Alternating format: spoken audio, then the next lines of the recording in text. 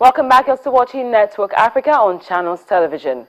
Now, yesterday, a Cameroon regional governor confirmed that the government had released 84 children who had been held in custody for 6 months in its far north region. Mijiwaya Bakari said the children aged between 5 and 15 years had been rounded up along with 43 men during raids on Islamic schools and suspected of serving as indoctrination and recruitment pools for Boko Haram. The governor said 41 of the children had already rejoined their families. We understand that for their release to be secured, the human rights group Amnesty International had mounted pressure on the authorities. The Cameroonian army had frequently been accused of human rights violations in its fight against Boko Haram.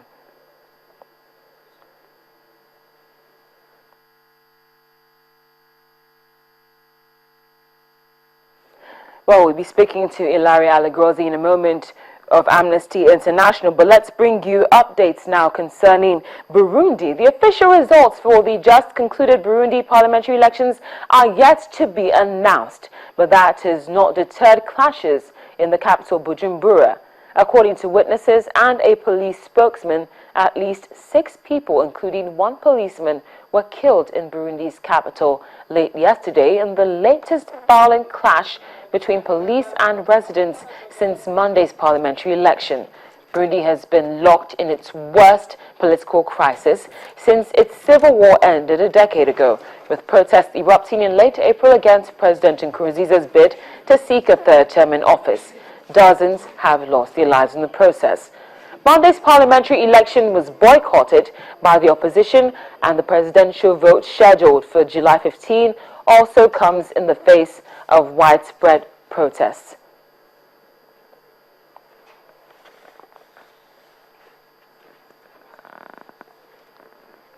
Well, we're joined by Ambassador Chike Anigbo, who is a former election observer from the nation's capital, Abuja. Ambassador, thank you very much for making our time to be with us again today. Thank you very much, Cynthia. It's a pleasure as always. Now, this is quite disturbing. We'd just like to ask you, the official results are not out yet, and we're already seeing clashes taking place in Burundi. What do you think will happen when the official results are actually announced? Well, the fact of the matter is that the parties should not try to overheat the politics. But that is what you always say in African politics, because everybody is trying to take claim to the leadership. Everybody will be claiming that they won the election, the other will say that they won the election. So they are only hitting the politics. They should allow the INEC or their election, the people who are conducting the elections, to announce the results, the proper results. Otherwise, there is not this whole imbroglio between the opposition and the ruling party will continue. The fact of the matter too is that the opposition on its own, we don't know what exactly they are up to. They're against the Constitutional Conference, the Constitutional Court that allowed the president to run again. They say it was in order.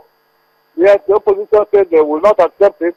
The opposition was now saying that they will not, that they will boycott the election, thereby even telling their supporters not to vote.